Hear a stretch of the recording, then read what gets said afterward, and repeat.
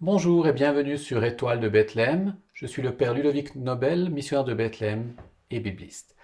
Après avoir consacré plusieurs vidéos au sacrement du baptême, nous abordons dans ce 8e épisode le sacrement de l'Eucharistie. Mais pour bien comprendre Jésus, et particulièrement Jésus au moment de son dernier repas avec ses disciples, l'institution de l'Eucharistie, il faut resituer toutes les racines de l'Eucharistie dans leur contexte. L'Eucharistie est en effet l'aboutissement d'un long itinéraire dont nous allons à présent rappeler les moments déterminants. Pour ce faire, nous allons rappeler l'histoire de la Pâque juive, cette grande fête de l'époque de Jésus. Le récit de la Pâque se trouve en deux endroits dans l'Ancien Testament. D'abord, au livre de l'Exode, en Exode chapitre 12, versets 1 à 20, puis dans le livre du Deutéronome, au chapitre 16, des versets 1 à 8. Le passage de l'Exode est considéré comme la mémoire historique de la Pâque fondatrice, au moment de la sortie d'Égypte. Toutefois, ce récit n'est pas à considérer comme un rendu objectif de ce qui s'est passé cette fameuse nuit où Dieu fit sortir son peuple d'Égypte. Ce récit comporte en effet plusieurs strates. Il parle tout d'abord d'une époque plus ancienne que celle de l'Exode. En effet, la fête de la Pâque devait d'une manière ou d'une autre déjà exister avant cela. Au moment de l'Exode, elle prit une signification nouvelle. Ainsi, à l'époque des patriarches, au printemps, alors que les nomades s'apprêtaient à quitter leur campement, ils offraient un sacrifice aux divinités pour demander fécondité pour leurs troupeaux et protection contre les fléaux destructeurs. Les nouveau-nés, qui pour la première fois de leur vie entreprenaient un voyage, étaient alors les plus menacés. Ainsi, pour rappeler la protection des divinités, on immolait un animal nouveau-né.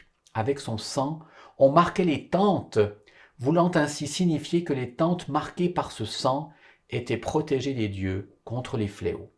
Ce sacrifice de l'époque des patriarches se déroulait la nuit tombante et était marqué par un repas de communion avec la divinité protectrice. Le repas se composait de mets correspondant à la vie nomade, viande rôtie, herbes amères que l'on trouvait dans le désert, pain azime qui se conservait mieux. C'est vraisemblablement à ce rite qu'il faut voir une allusion dans le leitmotiv qui apparaît à chaque plaie d'Égypte. « Laisse sortir mon peuple pour qu'il me serve dans le désert », c'est-à-dire pour célébrer ce rituel du printemps en souvenir de l'époque nomade. Vers le XIIIe siècle avant notre ère, cette fête a pris une tournure tout à fait nouvelle qui deviendra dans la mémoire d'Israël un véritable commencement et effacera presque totalement la trace du premier rite de l'époque nomade. Cette année-là, la sortie devait être une sortie sans retour, le commencement d'une nouvelle aventure, la marche vers la terre promise. Cette année-là, Israël se souviendra qu'ils ne sont pas revenus en Égypte comme ils auraient dû le faire et comme ils le faisaient jusqu'alors. Désormais, c'est la sortie d'Égypte qu'ils célébreront, c'est-à-dire un événement historique et non plus le cycle du retour du printemps. De la première fête, bien des éléments subsisteront néanmoins. La période du printemps, le sacrifice d'un animal, le rite du sang. Ce qui changera, ce sera essentiellement le sens. Désormais, Pâques devient le rite fondateur par lequel Israël célèbre la sortie d'Égypte, le passage de la servitude au service de Dieu, de la mort à la vie.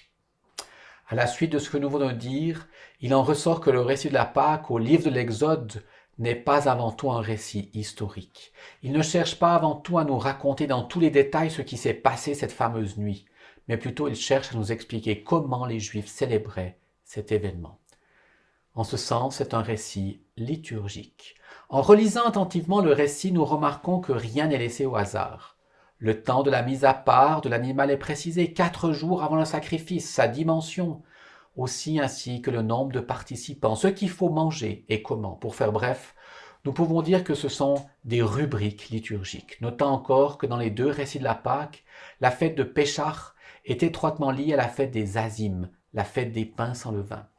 À l'origine, les deux fêtes n'avaient aucun rapport entre elles. Péchar était un rite nomade, tandis que celle des Azim correspondait à la pratique d'une population agricole sédentarisée. À la fête des Azim, au moment de la moisson des orges, en faisant disparaître tout ce qui restait de l'ancienne récolte, et on mangeait du pain fabriqué avec les nouveaux grains, sans levain, c'est-à-dire sans éléments venant de l'ancienne récolte.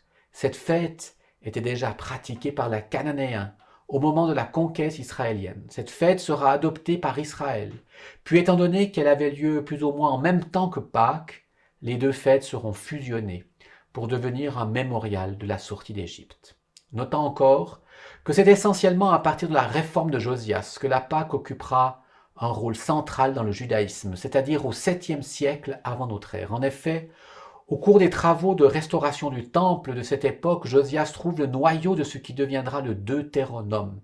Dans ce livre, Josias découvre un projet ambitieux de réforme religieuse qui se résume en 3 termes. Un seul Dieu, un seul peuple, un seul sanctuaire. Dès lors, la Pâque ne sera célébrée uniquement qu'au temple de Jérusalem et deviendra la fête majeure du judaïsme, une fête religieuse mais aussi nationale. C'est dans ce cadre-là que Jésus lui-même célébrera la Pâque. C'est dans ce cadre-là qu'il faudra aussi lire la Pâque chrétienne. Les paroles et les gestes de Jésus lors de la scène sont très certainement marqués par les rites juifs de la Pâque.